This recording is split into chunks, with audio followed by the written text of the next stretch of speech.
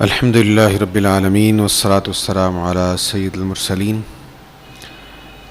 انسان کیوں پیدا کیا گیا؟ آج آغاز میں سورۃ الذاریات میں مقصد انسان کی تخلیق کا مقصد اللہ کریم نے بیان فرمایا ہے، وَمَا خَلَقْتُ الْجِنَّ وَالْإِنسَ إِلَّا لِيَعْبُدُونَ، اور میں نے جنات اور انسانوں کو صرف اس لیے پیدا کیا ہے کہ وہ میری عبادت کریں۔ یہ مائک لگا ہوا ہے نا، کتنا ہی خوبصورت کیوں نہ ہو، اگر یہ آپ تک آواز نہیں پہنچائے گا نا تو کسی کام کا نہیں ہے۔ پنکھے کے ساتھ آپ ہیرے جواہرات لگا دیں، اگر اس کے بلیڈز آپ کو ہوا نہیں دیں گے تو کسی کام کا نہیں ہے۔ تو چیز کی اہمیت ہوتی ہے اس کے مقصد کے ساتھ۔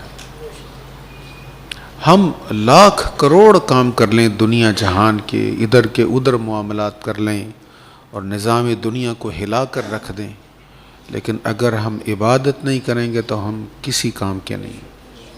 تو ہماری تخلیق کا مقصد یہ ہے کہ ہم اللہ تعالیٰ کی عبادت کریں۔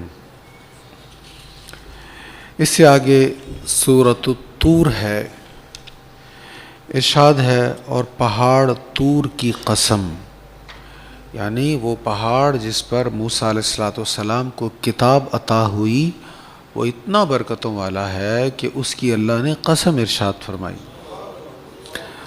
پہاڑ طور کی قسم، اور اس کتاب کی جو لکھی ہوئی ہے، جو باریک کھال کے کھلے ہوئے ورق میں ہے، اس سے مراد قرآن مجید ہے۔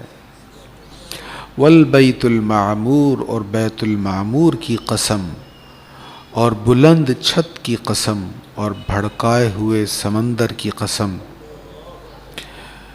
اللہ تعالیٰ بغیر کسی قسم کے کوئی بات ارشاد فرمائے تب بھی وہ ماننا ہم پر لازم ہے، لیکن اتنی قسم ارشاد فرما کے بتایا جا رہا ہے کہ بات جو کہی جا رہی ہے نا وہ اہم بات ہے، توجہ سے دھیان سے سننا۔ کیا بات ہے؟ ان عذاب ربک لواقع، بے شک آپ کے رب کا عذاب ضرور واقع ہوگا، اس کو کوئی روکنے والا نہیں۔ جس دن آسمان بہت کانپ رہا ہوگا اور پہاڑ بہت تیزی سے چل رہے ہوں گے، اس دن مکذبین یعنی جھٹلانے والوں کے لیے عذاب ہوگا جو بیہودہ مشغلہ میں کھیل رہے ہیں، جو بیہودہ مشغلہ میں کھیل رہے ہیں۔ کتنے بیہودہ مشاغل ہیں جو آج ہمیں اپنی طرف کھینچ رہے ہیں، ہمارے وقت کو صرف کیا جا رہا ہے بیہودہ مشاغل پر۔ فرمایا جس دن ان کو دوزخ کی آگ کی طرف دھکیل کر لایا جائے گا، یہی وہ دوزخ کی آگ ہے جس کو تم جھٹلاتے تھے۔ تو یہ تو دوزخیوں کے متعلق ہو گیا۔ اہل ایمان کے لیے کیا ہے؟ ان المتقین فی جنات و نعیم، بے شک متقین جنتوں اور نعمتوں میں ہوں گے، اپنے رب کی عطا کردہ نعمتوں سے خوش ہو رہے ہوں گے، اور ان کا رب انہیں دوزخ کی آگ سے محفوظ رکھے گا۔ تو ایمان والوں کو جو جو ملے گا، متقین کو جو انعامات ملیں گے ان کا ذکر فرمایا جا رہا۔ پھر آگے اسی مضمون کو کنٹینیو کرتے ہوئے اللہ کریم فرماتا ہے، اور ایمان والوں کو اور ان کی اس اولاد کو جس نے ایمان لانے میں ان کی پیروی کی، ہم ان کی اس اولاد کو بھی ان کے ساتھ ملا دیں گے۔ یہ پہلے بھی بات بیان ہوئی ہے کہ صالح والدین، نیک والدین جن کا مقام اونچا ہے، ان کی اولاد اگر ایمان والی ہوگی، اگر اس درجے پر نہ بھی ہوئی جس درجے پر صالح والدین گئے ہیں، تو اللہ تعالیٰ والدین کی آنکھیں ٹھنڈی کرنے کے لیے ایمان والی اولاد کو ان کے درجے میں پہنچا دے گا۔ اس سے آگے سورۃ الطور کا اختتام ہو رہا ہے، وَاصْبِرْ لِحُکْمِ رَبِّكَ فَإِنَّكَ بِأَعْيُنِنَا۔ اللہ کریم اپنے حبیب علیہ السلام سے فرما رہا ہے، ایک ایک لفظ سے محبت جھلک رہی ہے، اے رسول مکرم آپ اپنے رب کے حکم پر ثابت قدم رہیں، فَإِنَّكَ بِأَعْيُنِنَا، کیونکہ آپ ہماری نگرانی میں ہیں۔ اس کا ترجمہ یوں بھی کیا جاتا ہے فَإِنَّكَ بِأَعْيُنِنَا، بے شک آپ ہماری نگاہوں کے سامنے ہیں۔ اور جب آپ قیام کریں تو اپنے رب کی حمد کے ساتھ تسبیح کریں، اور رات کے ایک حصہ میں بھی اس کی تسبیح کریں، اور صبح کو ستاروں کے چھپنے کے وقت بھی تسبیح کریں۔ اس سے آگے سورۃ النجم ہے جس میں نبی کریم علیہ الصلاۃ والتسلیم کی معراج کا ذکر ہے۔ اللہ کی بارگاہ میں جب حضور حاضر ہوئے کیا کیا انعامات ہوئے، میں ترجمہ عرض کر دیتا ہوں، کہیں کہیں تھوڑی سی وضاحت کر دوں گا۔ روشن ستارے کی قسم، جب وہ زمین کی طرف اترا تمہارے آقا محمد نے نہ کبھی سیدھا راستہ گم کیا اور نہ کبھی وہ راہ راست کے بغیر چلے، وہ اپنی خواہش سے کلام نہیں کرتے، ان ہوا الا وحی یوحا، ان کا کہا وہی ہے جس کی ان کی طرف وحی کی جاتی ہے۔ جو کہتے ہیں وہی کہتے ہیں جو رب کی طرف سے وہی ہوتا ہے۔ سخت قوتوں والے نے ان تک علم پہنچایا، بہت زبردست نے پھر اللہ نے استوا فرمایا۔ اس وقت وہ نبی یا جبریل آسمان کے سب سے اونچے کنارے پر تھے، پھر وہ اللہ نبی سے زیادہ قریب ہوا، پھر زیادہ قریب ہوا، اللہ اکبر، قریب ہوا، ثم دنا فتدلی، پھر قریب ہوا، پھر اور قریب ہوا، کتنا قریب ہوا، فکان قاب قوسین او ادنا، تو نبی اللہ سے 2 کمانوں کی مقدار قریب ہو گئے یا اس سے بھی زیادہ۔ کمان کیا ہوتا ہے؟ ایک تو تیر چلانے والی کمان ہوتی ہے نا، تو یہ سی کی طرح ہوتی ہے، اس کو اگر آپ نے دیکھا ہو سی کی طرح ہوتا ہے۔ اگر 0 ہو یا او ہو، اس کو آپ ہاف کر دیں تو سی بن جائے گا نا۔ چلیں یہ مثال لے لیں، یہ سی ہے اور یہ سی، ان کو ملایا تو یہ 0 بن گیا۔ تو ایک یہ کمان ہے، ایک یہ کمان، فرمایا جیسے 2 کمانوں کو ملا دیا جائے تو کتنا قریب ہو جائیں؟ اتنا۔ اللہ تعالیٰ فکان قاب قوسین او ادنا، جیسے 2 قوس، 2 کمانیں آپس میں مل جاتی ہیں، اتنا اللہ قریب ہوا، بلکہ اس سے بھی زیادہ قریب ہوا۔ اچھا، ایک تو یہ مثال ہے، ایک مثال میں پہلے بھی کئی بار میں نے دی ہے سمجھانے کے لیے کہ قرآن مجید میں بہت ساری ایسی ارشادات ہیں جو عربوں کے محاورہ کے مطابق تھے۔ مثلا عربوں کے ہاں جو چیز بولی جاتی تھی یا جو کہی جاتی تھی یا ضرب الامثال جو تھی، اس طرح قرآن کے احکام نازل ہوا، آیات نازل ہوئیں۔ تو عربوں میں ایک رواج تھا کہ جب 2 قبیلے آپس میں متحد ہو جاتے، 2 قبیلے متحد ہو جاتے تو پھر ایک تقریب ہوتی، اس میں دونوں قبیلوں کے زعماء آ جاتے، پھر دونوں سردار بھی آتے، دونوں قبیلوں کے لوگ اکٹھے ہو جاتے، پھر وہ دونوں قبیلوں کے سردار اپنی اپنی کمان نکالتے۔ اب دونوں کمانوں کو نکال کر ملا کے جوڑ کے ایک تیر رکھ کے چلاتے۔ کمانیں 2 ہیں، دونوں کو ملا دیا، دونوں کا وہ ربٹ جو تھا اس پر ایک تیر رکھا، ربٹ 2 ہیں، تیر ایک ہے، ایک تیر رکھ کے چلایا جاتا۔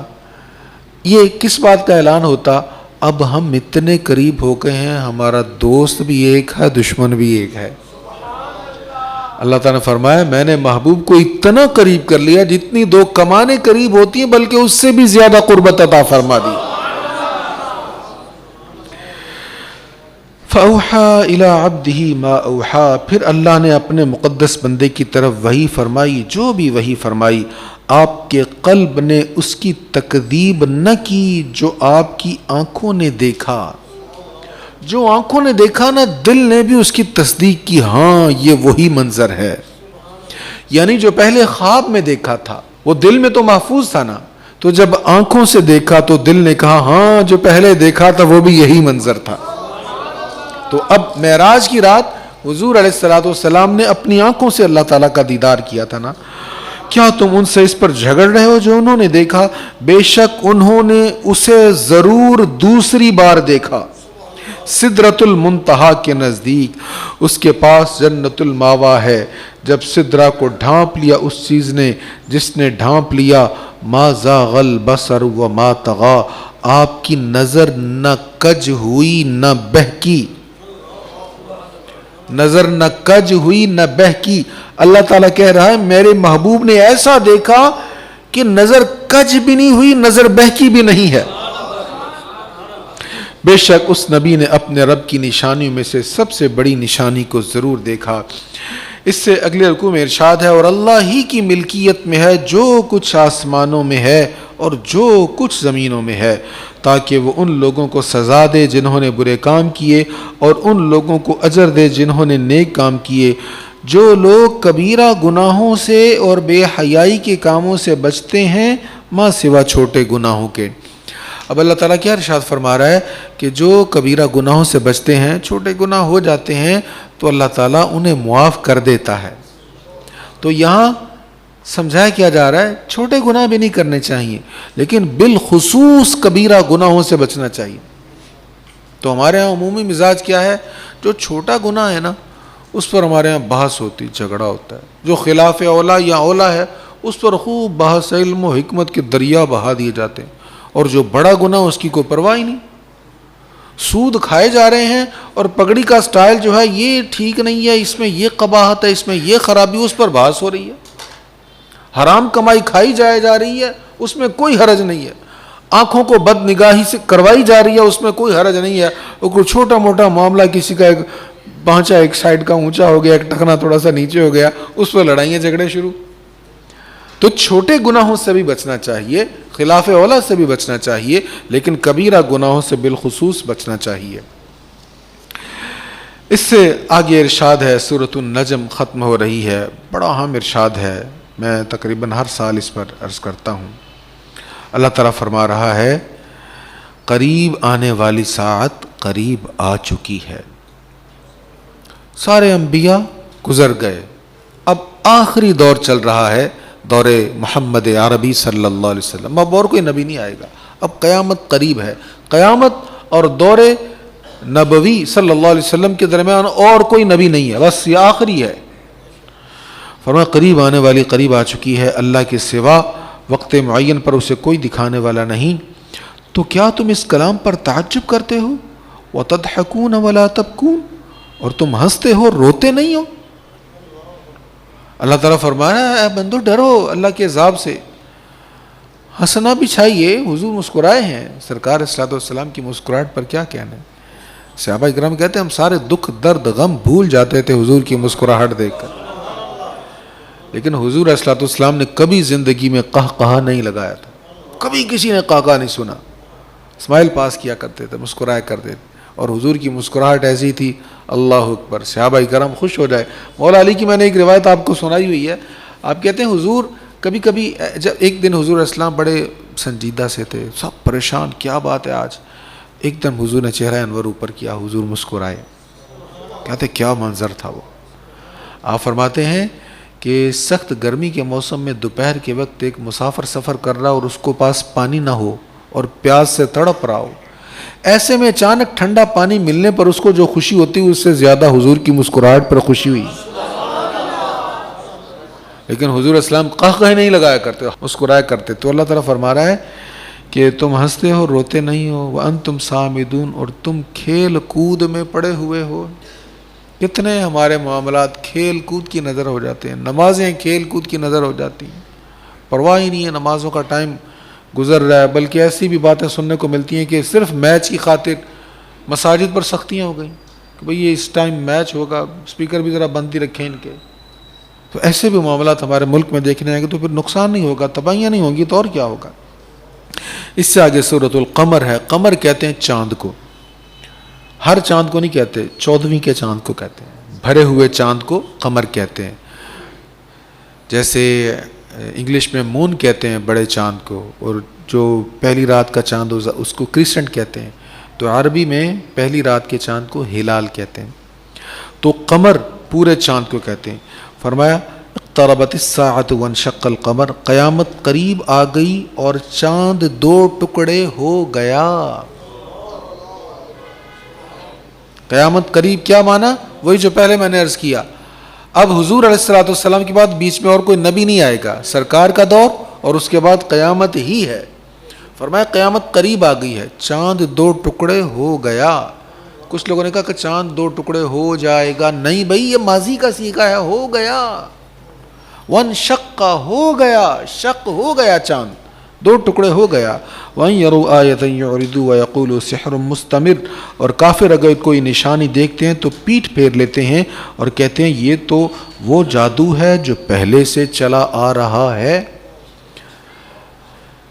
اللہ اکبر. تو مشرکین نے ڈیمانڈ کی کوئی معجزہ دی چاند کے بارے میں. ہمیں پتہ ہے کہ اگر کوئی جادوگر ہے تو اس کا جادو آسمانوں پر نہیں چلتا. سرکار کریم علیہ السلام نے اشارہ فرمایا تو چاند 2 ٹکڑے ہو گئے. اللہ. شق القمر کا واقعہ رسول اللہ کی عہد میں ہجرت سے 5 سال پہلے ہوا. اس کو امام بخاری اور امام مسلم نے بھی لکھا ہے.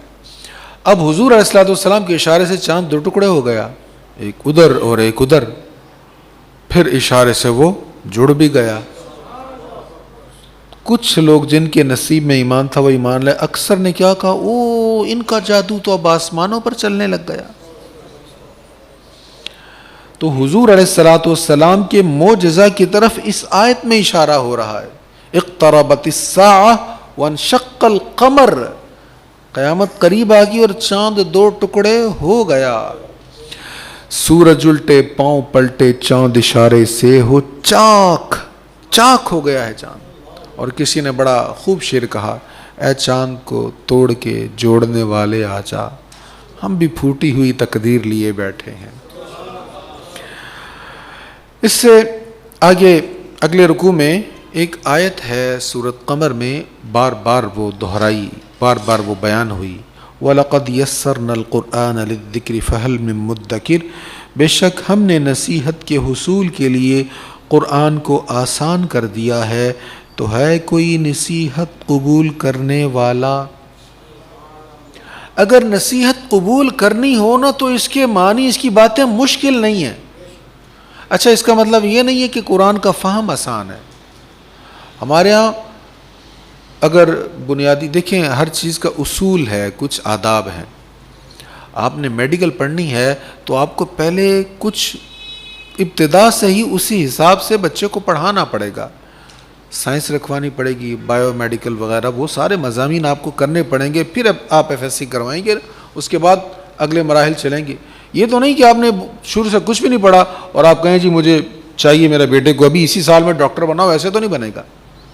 تو ہر چیز کے اصول ہیں, اصول تفسیر بھی ہیں, تفسیر کے بھی اصول ہیں. تو جب تک ان اصول و ضوابط کو نہیں پڑھا جائے گا تفسیر کی سمجھ نہیں آئے گی. تو ہمارے یہاں ہوتا کیا ہے, ہر بندہ اپنی منمانی کرتا. مولانا گوگل صاحب کے پیچھے لگ جاتے ہیں, جو گوگل نے نکال کے دے دیا بس لے لیا. وہاں پر تو معیار یہ ہے کہ جو چیز زیادہ لوگوں نے شیئر کر دی, گوگل کہتا یہ بہتر ہوگی. اس کو کیا پتا, گوگل نے جس چیز کو زیادہ سرچ کیا جا رہا ہے, جس کو زیادہ شیئر کیا گیا, اس کو وہ ٹاپ پر لے آئے گا. اب جو ہمارے سامنے ٹاپ پر آئی ہم نے سمجھا یہی بہتر ہے. گوگل کا معیار یہ ہے کہ جو زیادہ سرچ ہو رہا ہے, جو زیادہ شیئر کیا جا رہا ہے وہ اس کو اوپر لے آتا ہے, اور جو کم شیئر کیا جا رہا ہے, کم سرچ کیا جا رہا ہے, وہ نیچے سے نیچے چلا جائے گا. بہت ساری ایسی چیزیں علمی اعتبار سے بڑی مضبوط ہوتی ہیں, وہ آپ کو ملیں گی نہیں. تھوڑا سا بھی فرق پڑے گا تو وہ آپ کو نہیں ملے گی, ڈھونڈتے رہیں آپ کو نہیں ملے گی. تو یہ کوئی معیار نہیں ہے. تو جب تفسیر کو سمجھنا ہے, قرآن کو سمجھنا ہے, تو جو قرآن کریم کا فہم رکھتے ہیں ان کے ساتھ ان کے پاس جانا چاہیے, زانو تلمس طے کرنے چاہیے. صرف اگر معانی سے, عربی جاننے سے تفسیر کی سمجھ آتی ہوتی تو جتنے بھی عرب ہیں, عربوں میں آپ کو کوئی کافر نظر نہ آتا. عربوں میں بہت سارے کفار ہیں, عرب میں بہت سارے کرسچن ہیں, عربوں میں یہودی بھی ہیں, بہت سارے لوگ ہیں. تو اہل عرب سارے آپ کو کفار نظر نہ آتے, سارے ایمان والے ہی ہوتے. تو فرمایا قرآن کریم کی نصیحت آسان ہے, یعنی جب سمجھ میں آ جائے تو پھر اس پر عمل کرنا آسان ہے. اسی طرح قرآن مجید فرقان حمید حفظ کرنا یہ آسان ہے. دنیا کی کوئی کتاب نہیں جس کے آپ کو حفاظ نظر آئیں, لیکن قرآن مجید کے حفاظ آپ کو دنیا کے کونے کونے میں نظر آئیں گے. اہل ایمان کے ہاں تو نظر آئیں گے ہی, کفار کے دیس میں جائیں گے تو وہاں بھی نظر آئیں گے. سورۃ القمر کا اختتام ہے ان المتقین فی جنات و نہر, بے شک متقین جنتوں اور دریاؤں میں ہوں گے. سچی عزت کے مقام میں بہت قادر بادشاہ کے پاس۔ اس سے آگے سورۃ الرحمن ہے۔ سورۃ الرحمن کی فضیلت میں ایک حدیث مبارکہ سماعت فرما لیں۔ حضرت علی المرتضیٰ رضی اللہ تعالیٰ عنہ سے روایت ہے، نبی کریم صلی اللہ علیہ وسلم نے ارشاد فرمایا، ہر چیز کی ایک زینت ہے اور قرآن کی زینت سورۃ رحمان ہے۔ سبحان اللہ۔ آج وہ شاید راشد بھائی تھے، بڑی کیفیت بن گئی تھی ان کی، تو کئی ساتھیوں کی کیفیت ہو گئی تھی سورۃ الرحمن میں۔ یہ سورۃ الرحمن کی اپنی ایک تاثیر ہے۔ میں نے آپ کو شاید وہ سنا تھا انور سادات کا واقعہ۔ وہ کہتے ہیں مجھے رشیا والوں نے مجھے کئی طرح کی باتیں کہی اسلام کے متعلق، تو میں اگلے ٹور پہ جب میں گیا تو میں ساتھ قاری عبد الباسط صاحب کو لے گیا، تو میں نے ان سے کہا، وہ جو رشین مجھ سے باتیں کر رہے تھے، میں نے کہا میرے یہ دوست ہیں، آپ کو کوئی بات سنانا چاہتے ہیں، لیکن آپ نے خاموش رہنا ہے، آپ نے ان کو ٹائم دینا۔ قاری صاحب سے میں نے کہا تلاوت شروع کر دیں۔ اب قاری باسط صاحب نے سورۃ الرحمن کی تلاوت شروع کر دی۔ اب ان لوگوں کو کیا پتہ یہ کیا پڑھ رہے ہیں کیا نہیں پڑھ رہے ہیں، ان کو تو عربی آتی نہیں ہے، لیکن قاری صاحب تلاوت کر رہے ہیں اور وہ زار و قطار رو رہے ہیں۔ یہ تاثیر ہے قرآن مجید کی۔ ارشاد رحمان نے اپنے رسول مکرم کو قرآن کی تعلیم دی، انسان کامل کو پیدا کیا اور ان کو ہر چیز کے بیان کی تعلیم دی۔ دیکھیں نبی پاک علیہ السلام، یہاں پر انسان سے مراد سرکار کریم علیہ السلام کی ذات ہے، تو قرآن کی تعلیم اللہ تعالیٰ نے خود حضور علیہ السلام کو دی ہے، یعنی حضور علیہ السلام کو قرآن پڑھانے والی ذات خود رب العالمین کی ذات ہے۔ جب پڑھانے والا رب ہو، پڑھنے والے مصطفیٰ ہوں، پھر کیا کمی رہے گی۔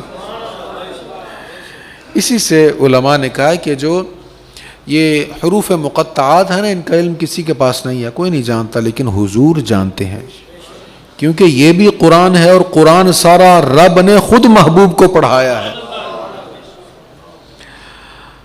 اللہ اکبر۔ اس سے اگلے رکوع میں ارشاد ہے، کل من علیہا فان، جو بھی زمین پر ہے وہ فنا ہونے والا ہے۔ یہ روز سورج اعلان کرتا ہے، روز۔ صوفیہ فرماتے ہیں دیکھو سورج نکلتا ہے تو کتنی آب و تاب کے ساتھ روشنی پھیلاتا ہے، روشنی پھیلتی جاتی بالکل جوبن پہ آ جاتا، ہر چیز روشن، اور جب مکمل جوبن پر ہوتا ہے پھر اس کا چہرہ زرد پڑنا شروع ہو جاتا ہے۔ ہم کہتے ہیں زوال کا وقت آ گیا۔ کیوں کہتے ہیں؟ اب سورج کا جو جوبن تھا عروج ختم ہو گیا، اب زوال شروع ہو گیا، اب وہ غروب کی طرف جاتا ہے۔ پھر وہی سورج جس پر آنکھیں ٹکتی نہیں تھی، اب آنکھوں کے سامنے اس کی سرخ ٹکیا نظر آنے لگ جاتی ہے، پھر وہ مدھم ہوتا افق میں ڈوبتا ہے نا، افق جب کھینچ کر اس کو لے جاتا ہے نا، تو ساتھ یہ اعلان ہو رہا ہوتا ہے، کل من علیہا فان، ہر شے نے فنا ہونا ہے۔ جیسے یہ ڈوب گیا نا، اے انسان تم نے بھی ڈوب جانا ہے۔ کبھی تو ایسا تھا اپنا چہرہ تکتے تکتے تو تھکتا نہیں تھا، اور پھر ایسا وقت آیا یہی تیرا چہرہ جھریوں نے ایسے تانے بانے بن دیے، اب تو پہچانا نہیں جاتا۔ کل من علیہا فان، ہر چیز نے ایک دن فنا ہو جانا ہے، باقی کیا رہنا ہے؟ وَيَبْقَى وَجْهُ رَبِّكَ ذُو الْجَلَالِ وَالْإِكْرَامِ، آپ کے رب کی ذات باقی ہے جو عظمت اور بزرگی والی ہے۔ اس سے اگلے رکوع میں ارشاد ہے، هَلْ جَزَاءُ الْإِحْسَانِ إِلَّا الْإِحْسَانِ، نیکی کا بدلہ صرف نیکی ہے۔ اصلاں نال جو نیکی کریے نسلاں تک نہ بھول دے۔ کبھی کسی نے نیکی کی ہونا تو پھر بھولنا نہیں چاہیے۔ تو اللہ تعالیٰ فرما رہا ہے نیکی کا بدلہ صرف نیکی ہے۔ اے انسان تو ایمان لا، ایمان والی نیکی اپنے ساتھ کر، تجھے جنت کی جزا والی نیکی ملے گی۔ کوئی تیرے ساتھ بھلا کرے تو جب بھی موقع ملے اس کے ساتھ بھلا ہی کرنا۔ اس سے آگے سورۃ واقعہ ہے۔ سورۃ واقعہ کی بڑی فضیلت ہے۔ حضرت عبداللہ ابن مسعود کی ایک روایت ہے، لیکن وہ میں روایت آپ کو ایک اور روایت میں سنا دیتا ہوں۔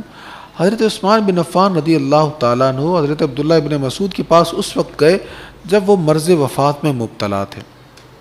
حضرت عثمان آپ جانتے ہیں نا بڑے امیر تھے، تو حضرت عبداللہ ابن مسعود جو تھے حضور علیہ السلام کے بہت قریب تھے، قریب ترین تھے، بلکہ ان کا گھر میں ایسے آنا جانا تھا دوسرے صحابہ سمجھتے تھے یہ اہل بیت میں سے ہیں، اتنے حضور علیہ السلام کے قریب تھے۔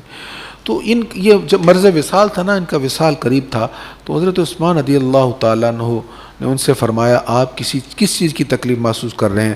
حضرت عبداللہ ابن مسعود رضی اللہ تعالیٰ عنہ نے جواب دیا اپنے گناہوں کی تکلیف محسوس کر رہا ہوں۔ اللہ، کیسے نیک لوگ تھے۔ حضرت عثمان رضی اللہ تعالیٰ عنہ نے فرمایا آپ کو کسی چیز کی آرزو ہے؟ تو عبداللہ ابن مسعود نے جواب دیا مجھے اپنے رب عز و جل کی رحمت کی آرزو ہے۔ حضرت عثمان نے پھر فرمایا آپ کسی طبیب کو کیوں نہیں بلوا لیتے؟ کوئی طبیب، کوئی اچھا معالج؟ فرمایا طبیب نہیں تو بیمار کیا ہے۔ کیا بات ہے جی، کیسے صوفی لوگ تھے، اصل صوفیات تو یہ تھے۔ فرمایا طبیب نہیں تو بیمار کیا ہے، طبیب نہیں تو مجھے مرض میں مبتلا کیا ہے۔ حضرت عثمان غنی رضی اللہ تعالیٰ نے فرمایا کیا ہم آپ کو کچھ مال پیش کریں؟ حضرت عبداللہ ابن مسعود رضی اللہ تعالیٰ نے جواب دیا مجھے اس کی کوئی حاجت نہیں ہے۔ آپ نے فرمایا ہم وہ مال آپ کی بیٹیوں کو دے دیتے ہیں، آپ کو نہیں ضرورت، بیٹیوں کے لیے لے لیں۔ آپ نے فرمایا انہیں بھی اس مال کی کوئی ضرورت نہیں ہے۔ تو اس کی وجہ کیا ہے؟ کہتے ہیں میں نے انہیں سورہ واقعہ پڑھا دی ہے، یاد کروا دی ہے، اور میں نے انہیں کہا سورہ واقعہ پڑھا کرو۔ بیٹیوں کو میں نے کہا سورہ واقعہ پڑھا کرو، انہیں اس کی کوئی ضرورت نہیں ہے، کیونکہ اب وہ جو حدیث میں نے سنانی تھی اب اس میں آ گئی وہ حدیث۔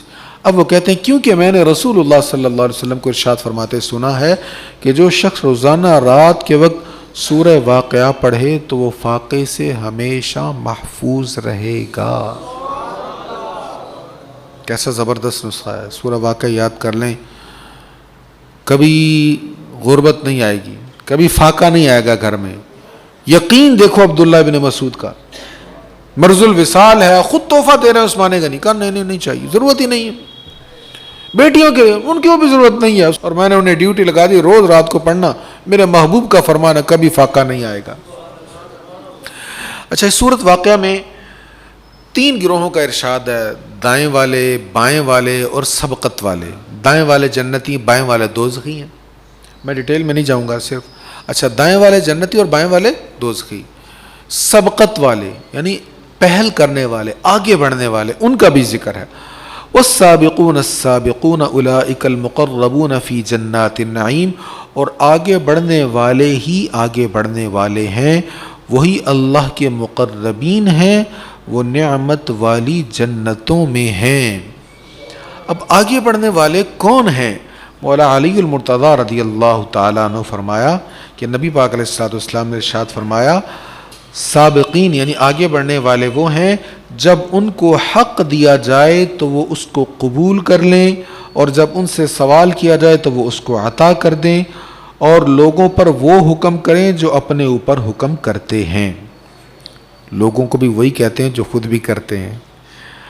اچھا، پھر حضرت حسن اور حضرت قتادہ نے کہا ہے کہ وہ ہر امت میں سے ایمان کی طرف سبقت کرنے والے ہیں۔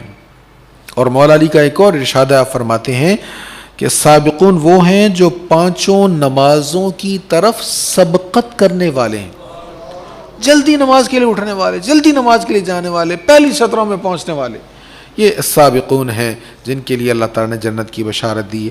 اس سے اگلا آخری رکوع جو آج تلاوت ہوا ہے، اللہ تعالیٰ ارشاد فرماتا ہے وَكَانُوا يُصِرُّونَ عَلَى الْحِنثِ الْعَظِيمِ، دوزخیوں کے بارے میں بیان ہو رہا ہے۔ وَكَانُوا يُصِرُّونَ عَلَى الْحِنثِ الْعَظِيمِ، اور وہ گناہ کبیرہ پر اصرار کرتے تھے۔ دوزخیوں کو دوزخ میں کیوں ڈالا گیا؟